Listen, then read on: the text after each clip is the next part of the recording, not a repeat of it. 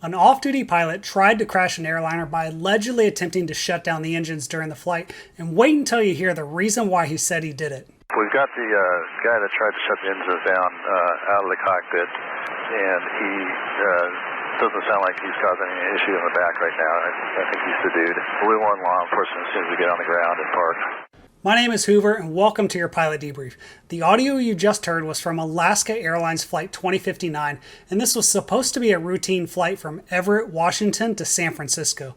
The aircraft they're flying is an Embraer 175, and this was a completely packed flight with 4 crew and 80 passengers, including this man, Joseph Emerson. Here's what we know about him so far. According to a statement released by Alaska Airlines, Captain Joseph Emerson joined Alaska Air Group as a Horizon First Officer in August 2001. In June 2012, he left Horizon to fly for Virgin America, and afterwards, eventually he became an Alaska Airlines captain in 2019, and throughout his career, at no point were his medical or FAA certifications denied, suspended, or revoked. Basically, this is just a normal guy. He's got a wife and 2 kids, and all of his neighbors are in complete shock. He's been flying for the airlines for over 20 years, and he's been an airline captain for the last 4 years. And that means normally he's the one in the left seat and ultimately responsible for the safety of the flight. And he's conducted hundreds, if not thousands, of flights without any sort of incident that we're aware of. But it's very important to point out that in this situation, Joseph wasn't one of the pilots flying the plane. He was off-duty and actually riding in the jump seat. This is pretty common for pilots to do when they're trying to get to or from work. And normally pilots will ride in the back as long as there's an empty seat. But because the flight was full, he checked in with the gate agent and he was approved to ride in the jump seat. At no time during the check-in or boarding process did our gate agents or flight crew observe any signs of impairment that would have led them to prevent Emerson from flying on Flight 2059. It's also worth mentioning that even if you pass a screening and you're approved to ride in the jump seat, you still have to ask the captain's permission, and the captain's going to review your company ID, your medical certificate, and your FAA certificate.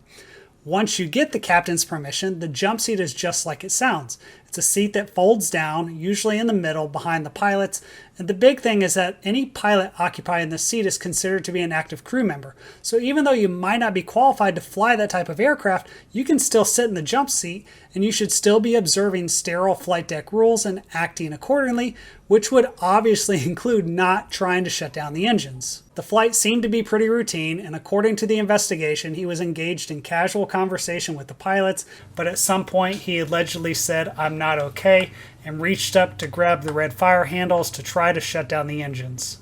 Now, this is what those handles look like, and they're very easy for someone in the jump seat to just reach up and grab, and I'm sure it's the last thing that any pilot would expect a jump seater to reach for, let alone touch or engage. The way the system works on this aircraft is you've got 2 handles, one for each engine, and when you pull the handle, it's going to cut the electrical and hydraulic power to the engine and also close the fuel line, and then you have to turn the handle to lock it in place, and that's going to release a pressurized bottle of fire-suppressing halon gas. And according to reports, Emerson was unable to pull the red T-handles down all the way and fully activate the engine shutoff because of the pilots wrestling with him. And Alaska Airlines said that the Horizon captain and first officer quickly responded and the crew secured the aircraft without incident. In this case, the quick reaction of our crew to reset the T-handles ensured engine power was not lost. And even if the engines were shut off, you need to know that it's possible to restart them once you reset those T-handles back to their normal position.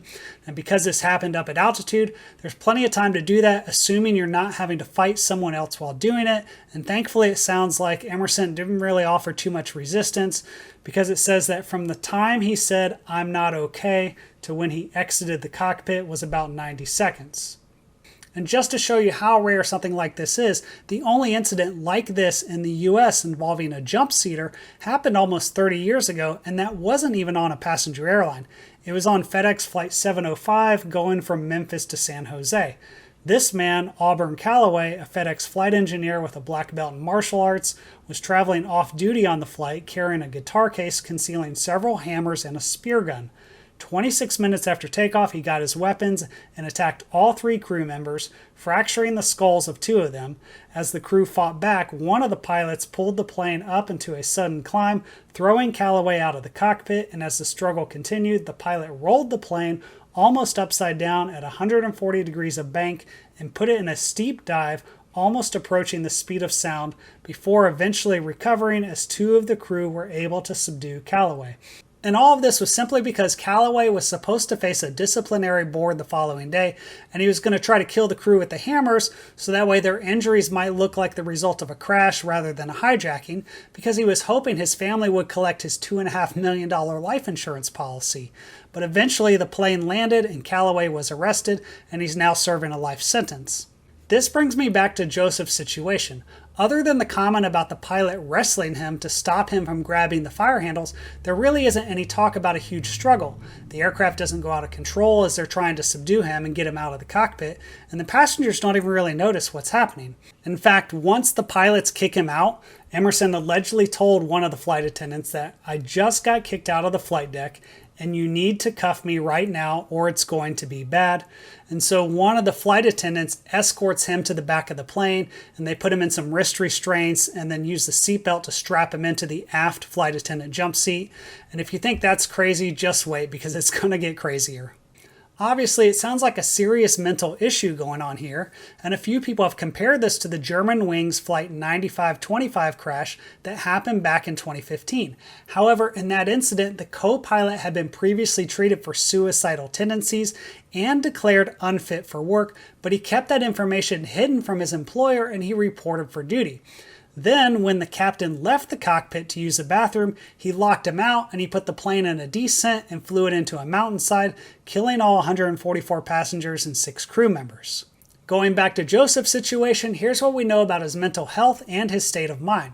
The airline said he had a valid medical certificate, which means he has to pass a first-class medical exam every 6 months, but the problem is that exam relies heavily on pilots to self-report any mental health issues they have or any mental health treatment that they're getting. And according to initial reports, Emerson told authorities that he became depressed about 6 months ago, so it's likely that he didn't report any of these issues he was having when he had his last exam.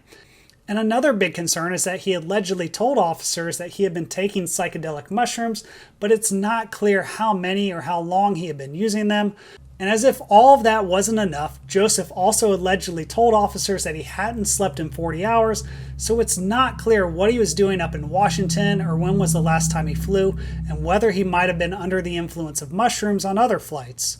And it was also reported that while he was sitting in the back of the plane as they are starting to descend, he allegedly reached for the aircraft emergency exit door handle, but was stopped by one of the flight attendants. And the reason he said he did it all was because he allegedly said he was having a nervous breakdown, and I pulled both emergency shutoff handles because I thought I was dreaming and I just want to wake up.